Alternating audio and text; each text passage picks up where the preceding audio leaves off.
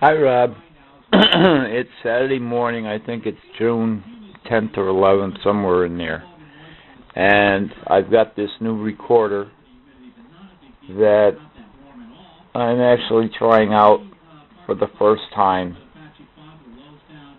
To send somebody, I can send you an email with a folder attached where there should be. So when I finish it and send it, you'll have to let me know if you got it. And I first want to respond to your letter, and it was very heartfelt, and I cried most of the time, laughed some of the time.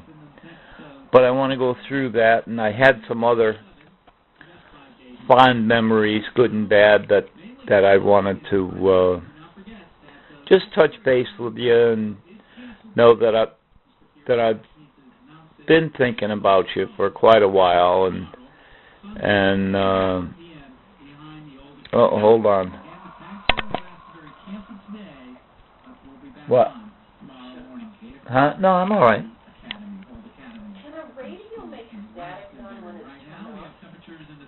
No. Why? Oh, yeah. Well, it must be your father or your mother or your brother. So, this thing is still recording, so. Mommy just interrupted me and let Sam out of the porch, and she was wondering if a radio could give static when it's shut off, which is kind of spooky. But anyway, getting back to your letter, just bear with me. Oh, first off, I want to tell you that when you said I first told you about the cancer and how long I had and whatnot, I was pretty pissed off too. But I've made life choices, and I got to live with them. And, I think I've pretty much accepted it now. And as I've told my nurses and the psychologists that come by the house once a month or something like that, I'm not going to let it get me down, or I hate really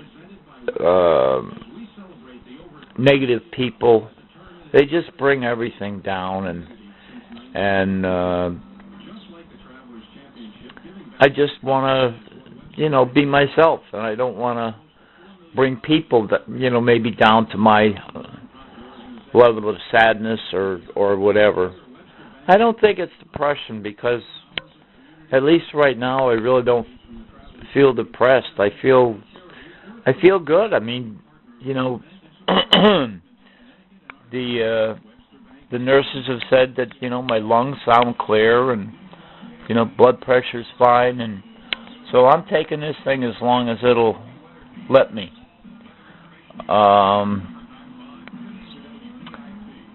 Let's see. I'm going over your letter as I'm saying this stuff to you. But first, I guess let me say about Bryn. She is such a delightful child, whether she's my granddaughter or not. And I think at this stage of my life, I'd tell you if I thought she was a brat, or what you should do to change the things you're doing or whatever, but I can't. It looks like everything is going very, very well, and she is such a delight to be around, and I'm very, very proud to have her as a granddaughter. To see Mommy's got her smiling face as a screensaver on the computer, and every time I I walk by the room and Mommy's just gotten off the computer or whatnot. I see that smiling face, and it brings a smile to my face. But onward. I really love going out fishing with you in Vermont, or I don't know if we really went any other places fishing. I can't remember right now. But especially when you caught a really big, and I don't know if it was a pickerel or a pike. I don't know how you tell the difference. But wow, were you excited? And so was I. It was almost as long as your arm. But I will say this, your fishing technique, you need to reel in a little bit faster, because you would always get the lure stuck on a log, or it would drag around the bottom and you get caught on something. So just keep that in mind. You reel a little faster than you're used to.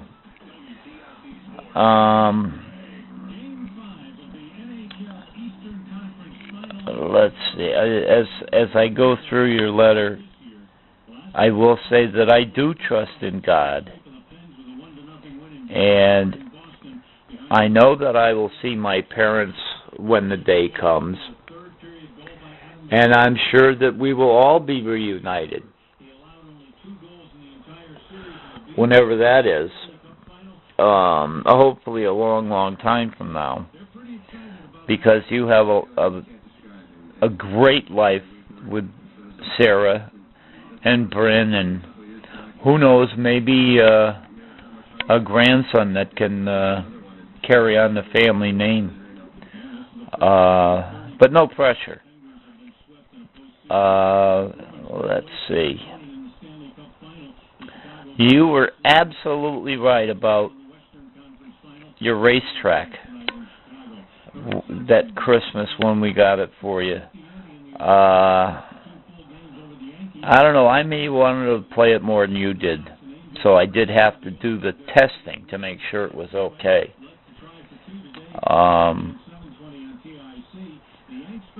But another thing that we did a lot together was play Nintendo. And you would always, it would drive me crazy. You'd either, generally you would miss a lot of coins. I'd say, oh, Bob, get those coins, it means an extra win. But you had your own way of playing, and you found out a lot of hidden items, and especially the thing that was always funny was when we found those vines that we would have to climb up, and you would fool around, it seemed like, for 5 minutes, staying at the top of the vine and having it jump back and forth, and how it would hop. When I saw that on the Nintendo when you gave it to me lately, I had a really good laugh when I had to climb a vine, and then at the top I saw the little guy hopping around. It brought back a lot of memories. I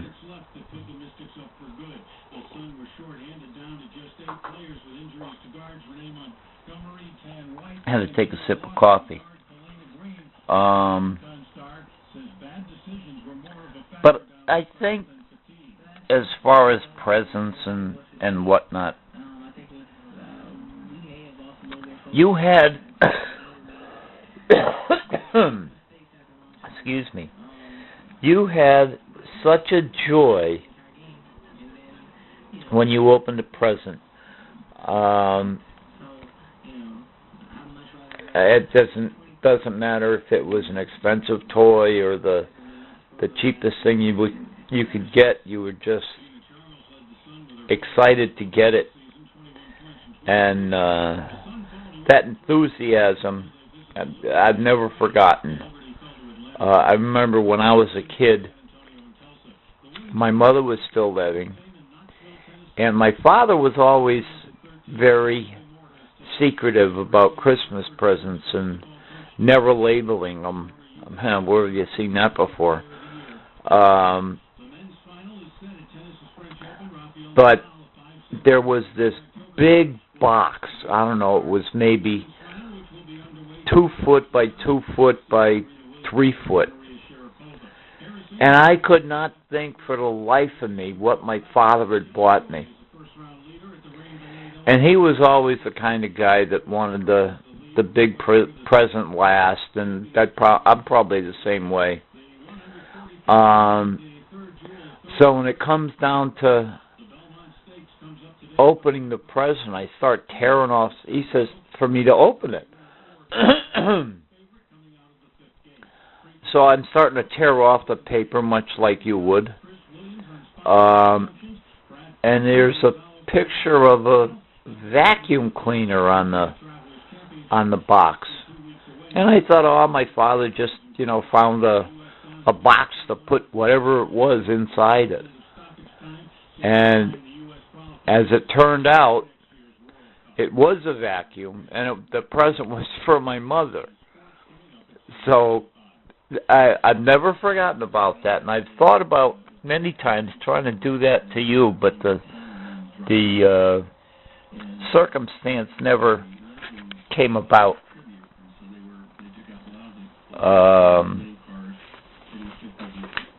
I'm still perusing your letter, and so you have to bear with me a little bit. I mean, you should listen to this when you got some time, because I have no idea how long I'm going to be rambling on.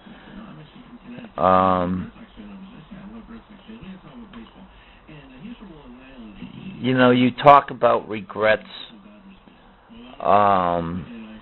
in my life, and I guess that the first regret is when I was, 14 or so, and in, I think, 7th grade in junior high school. Maybe I was 13, but that's when I started smoking. And, it was maybe 4 or 5 cigarettes a day, and I had to make sure I hid them from my father, and I didn't have any cigarette breath, if you will, and hiding it all the way up till, I was probably 16, and my dad and I were in the car. It was in the winter time. We were going skiing up in southern Vermont, just outside of Brattleboro, and he lit up a cigarette, and it smelled so good. And he says, I know you want to, just go ahead and light up, and I did. And that was the start of it for me. And do I regret smoking? Yes and no. I regret it because of what the outcome, eventual outcome will be. And I don't think anybody, intentionally does something to themselves to make themselves sick. But it looks like I did. And that's one of my biggest regrets. The other one is all the drinking that I did when it got really heavy, and I did some really stupid things and things that I'm not proud of at all, and I'm not gonna. We all know what they were, and I'm not gonna go into them. But since one of the reasons that, or one of the contributing factors when I got sick that 4th of July weekend was I was suffering the DTs, which is alcohol withdrawal. And I was really trying to quit. And the DTs can make you do, really crazy things, and I was totally out of it. I don't remember going to the hospital. I don't remember trying to open the door with Heather driving, and that freaked her out, and I don't blame her. But I don't remember any of that until probably the last 2 or 3 days that I was in the hospital that, I started to come out of it. And it was like, where am I? What happened? And I haven't had a drop of alcohol since. And I'm glad of that. Because, I can enjoy everybody's company a lot more, especially when I can remember what happened the next day.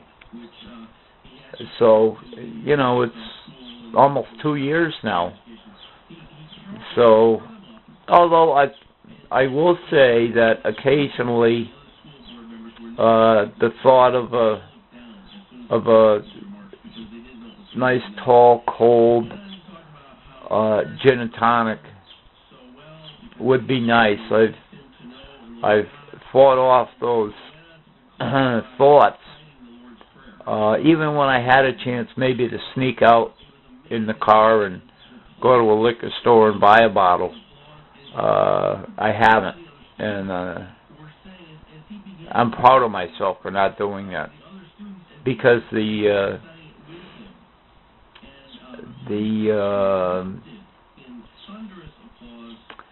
what's the word I want? The allure, if you will, or the magnetism of wanting to take a drink, I don't think will ever leave me. But I just have to resist at all costs. And now I can't drive at all.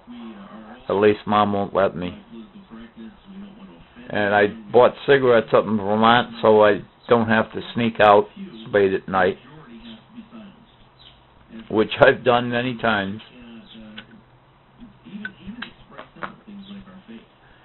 But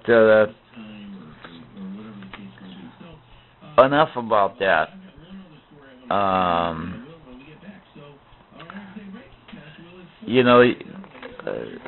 You go on in your letter about me and Mom and being soulmates and whatnot. And,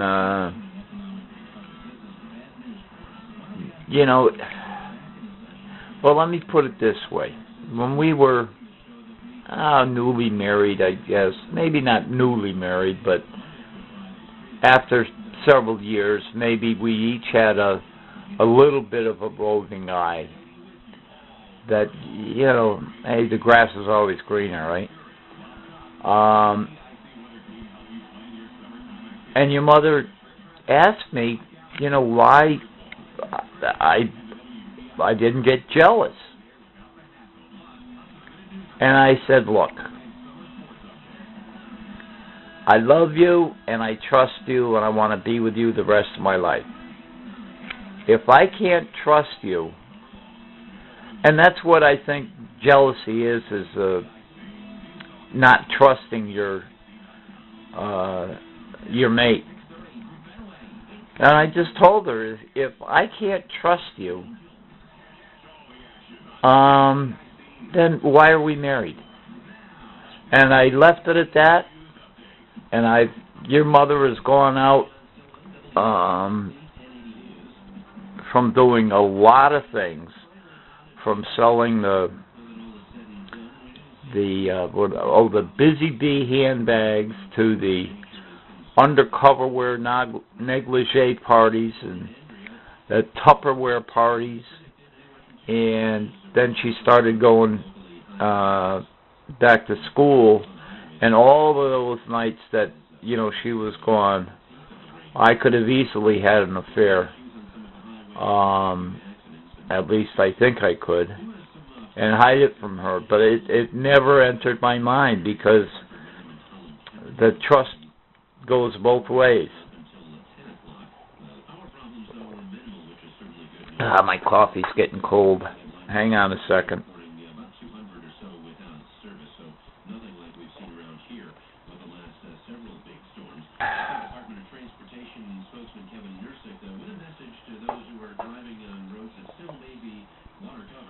I hate cold coffee, and it was just getting to the point where it was getting cold. It still had a touch of heat to it, so I had to finish it.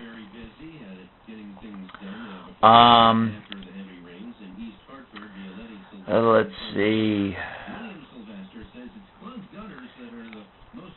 You know, I was very happy that you and Sarah came to Sweden with us. That trip meant a lot to me, and it was cool seeing my mother's house and where she grew up in her neighborhood. And I'm sorry you and Sarah didn't have a little better accommodations, but money's tight, and we all know that us Johnsons are, sometimes we chirp like a bird, we're so cheap. But that aside,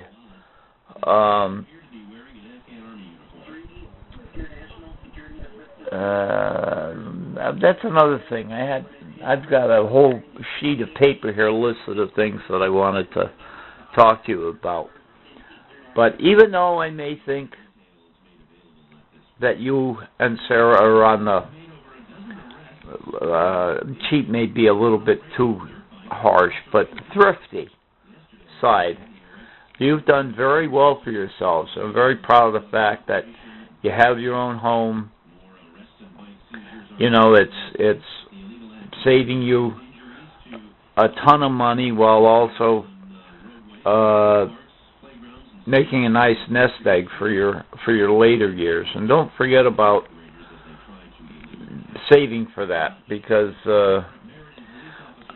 I did it too late, and your mother never made much money to put into a retirement account. We have a little, and she'll have a little bit of money. It's not a lot, but it should help her for a while anyway.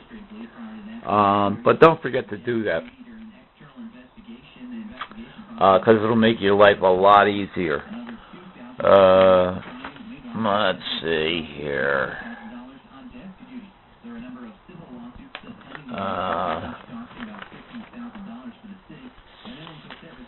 And as far as this letter goes, I mean, as far as I know, your mother didn't read the letter you gave to me. I don't know if you want her to read it. If you do, that's fine with me. And the same way for this. If you want anybody else to listen, Sarah or Heather or Mom, you know, I don't care. That's up to you. But for now, I'm doing all of this in private, just for your ears, only unless you want to share with other family members. The last time the psychologist was here, we talked, and she jotted down different things, and I'm going to go through that real quickly, and then I'll hit my page-long list of memories I want to just quickly touch base with you on. In talking about you to her, I called you the human hurricane, because you were always going around at 100 miles an hour.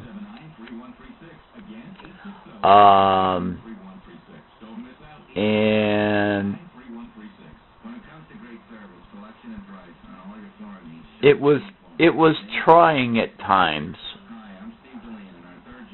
but I wouldn't have had you any other way, because you at least made our life exciting.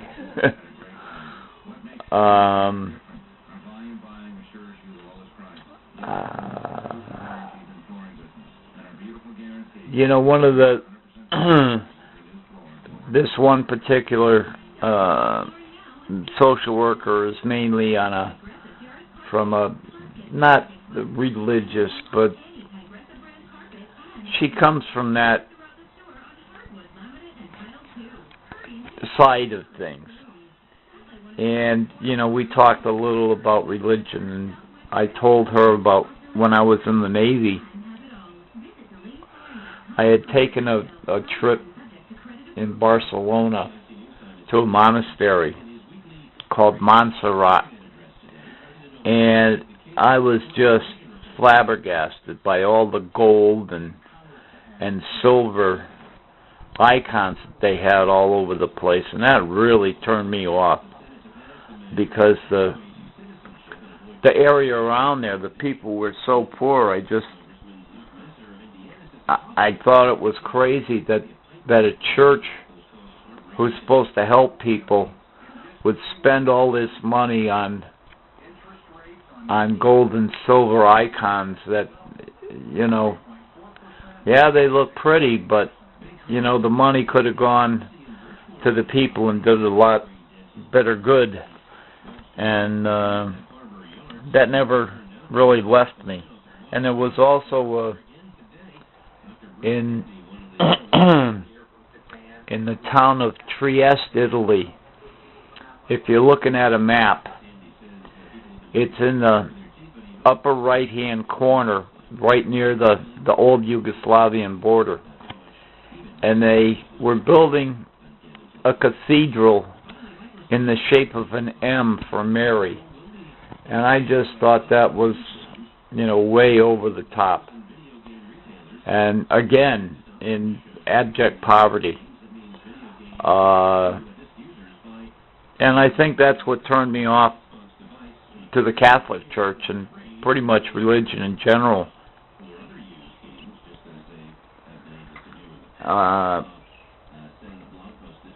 It's lasted me almost a lifetime. I mean, I was only, 18 or 19 when I was in the Navy. So,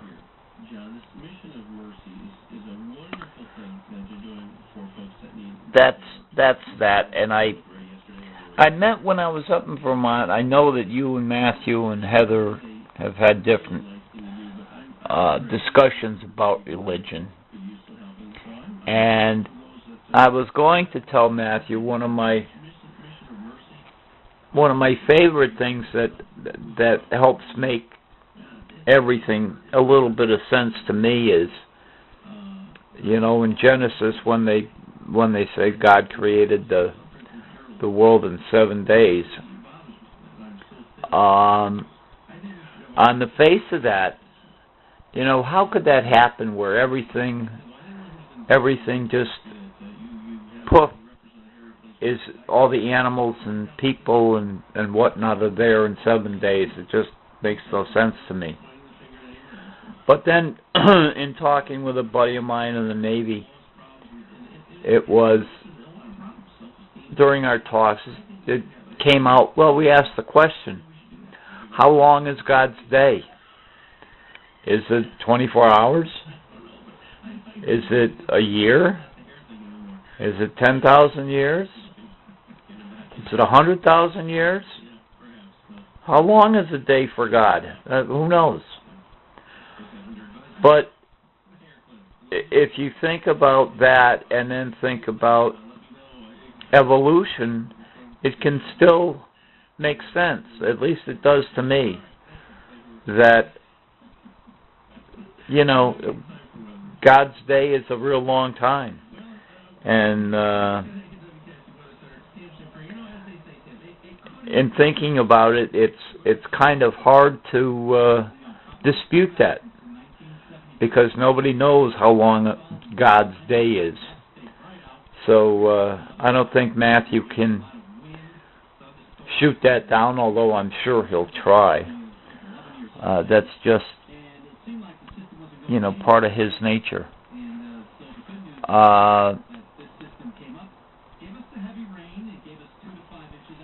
And let's see, now to my list. Through your letter, through that stuff. Hang on a second.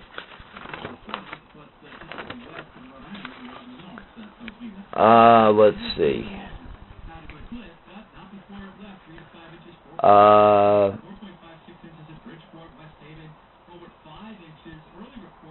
I think, well, let me start. Let me just go through this and we can talk later and see if any of it made sense to you.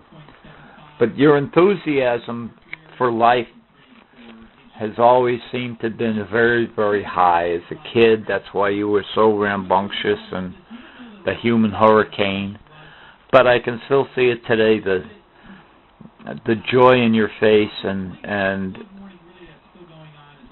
your love for Sarah and Bryn, and I can see it in your eyes. But now, a little bit of a trip down memory lane. I remember back in Little League when you hit that home run over dead center field. The joy, and this goes back to it, the joy and enthusiasm that you had hopping up and down as you were running the bases. I was so happy for you because, hey, let's face it, you weren't the best baseball player. But when you hit that home run, all your teammates were rushing the home plate. And to me, that was one of the highlights of being a dad, watching you accomplish that. And also being there when you got hit in the mouth when, I can't remember that kid's name, the coach's son. When you were catching and he was playing first base, and the play was at third, and you were looking at third, and this jerk threw the ball home and hit you in the mouth. But I was glad to be there and give you some kind of solace when we were walking back to the concession stand to try and get some ice on that to stop the bleeding and stop the swelling. That was one of the times I really felt like a dad.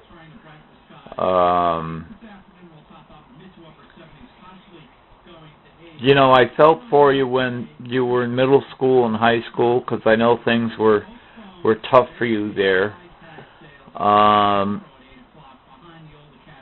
But so proud of you when you were in college and you made the dean's list. Quite honestly, I didn't think that possible, but you made me eat my words. And very proud the day that you graduated. Let's see, I think we all already talked about your marriage and how you got to work at it. And the gift of Bryn to all of us. And I've got written down here my outlook now. Well, I feel good. I don't feel good about what's going to be happening. I feel good about what's happening now. And, you know, ever since, and I think you selling us your car was a big help because I really try to get out with your mom when she's got errands to run or going to the dump or just some running around, even if I just sit in the car. But I can go places with her and, you know, feel like I'm included somehow in different things. And I'm not struggling to get in and out of the car. It made a big difference. Let's see here. Oh, and I'm going to find a way to haunt you. You know, I'm going to maybe make a light flicker, which would be the best if I can accomplish that. Or, as you say, move a book or papers or even hide your keys. But if you're anything like your mother and keys, you can do that on your own. But I will try and find a way to let you know that I'm around and looking down at you or looking up at you, depending. but I'll find a way to keep an eye on you and your wife and your daughter. Let's see, I've already talked about that. Oh, I wanted to tell you a short story, and you can take it for what it's worth, but you can interpret it in, I think, several ways. But Billy and I were working it was at the president of Coleco, the toy company that is at the very end of Asylum Avenue in West Hartford, a very nice area. And in his backyard was woods. And one day, we just sitting out on the back porch, very lovely back porch, to have lunch.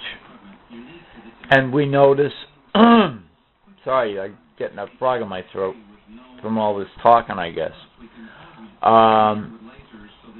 But a squirrel up in a tree. And then there's this huge hawk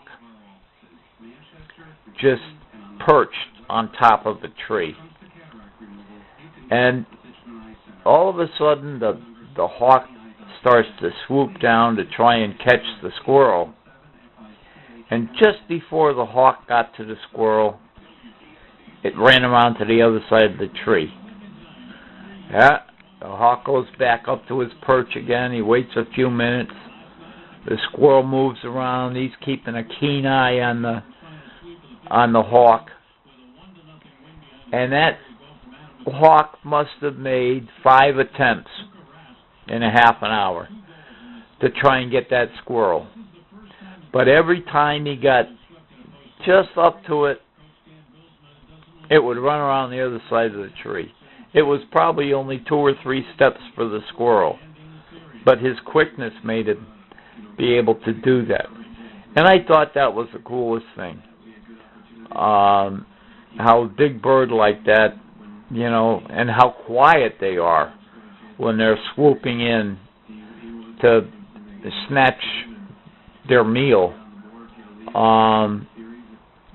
How the defenses of the squirrel were such that he could get around to the other side of the tree, which was, you know, not a very great distance, but just enough to get out of the way of the hawk.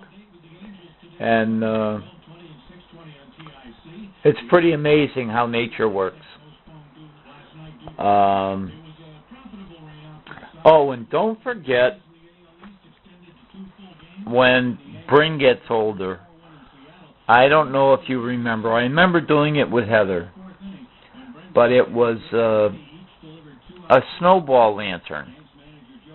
That's where in the wintertime, when you could make good snowballs, you make like a circle of, I don't know, 18 inches, 2 feet of snowballs. And you put a candle in it and light it, and then you keep on making snowballs, and you form like a cone or a pyramid with little sections of light that break through. It's just a very, on a quiet night when it's just snowed and you can make this up. It's just a fun thing to do that, you know, you should do with Bryn sometime. And well, this is backtracking a little bit because it's down at the bottom of my list because I just remembered it. But the time that you and Christina decided to take a walk through the brook and then, you know, disappear.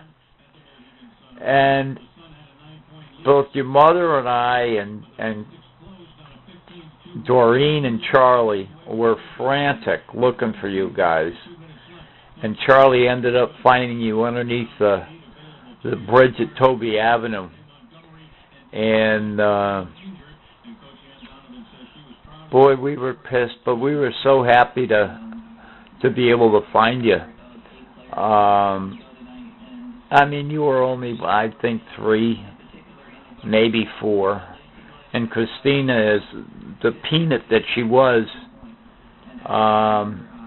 We were very glad that you guys were all right and you weren't kidnapped or something, which would be the first notion that you might think of if Bryn disappeared in a couple of years. But we, happy that everything turned out well. And then your first go at driving a car, and I don't remember how old you were, because you were still in a car seat. But it was mostly your mother's fault for leaving you alone, especially as frisky as you were. But when after she got you locked up in your car seat and started the car, she thought to go next door to Doreen. She was going to the post office, Mommy was, and she was going to ask Doreen if she needed any stamps. And lo and behold, that minute or two that she was gone, you had gotten in the front seat. You'd wiggled out of your car seat, climbed over the front seat, and proceeded to drive the car through the garage door. That was another interesting conversation when I got home from work, let's put it that way. But I'm going to close this now and just close it by saying that I love you with all my heart and soul, and my lasting wish is that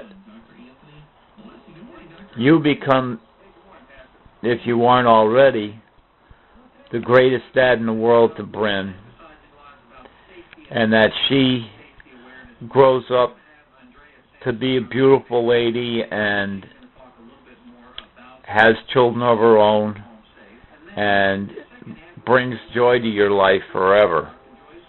Because she's certainly bringing joy to my life and your mom's life, and I'm sure Heather's life.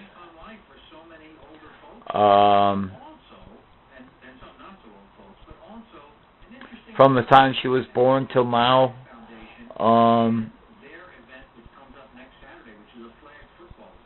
I'll get her to like me yet. But when I shake my head no, and she does it back to me, I know I got her. And she's done that a few times. So let me end this now before my voice totally goes away. And I'm going to try and, I'll probably have Mom try and send this to you today. And, let's talk again. Write me another letter if you want. Send me an email, whatever. But just know that I'll always be here for you, either in body or in soul. And take care. Bye.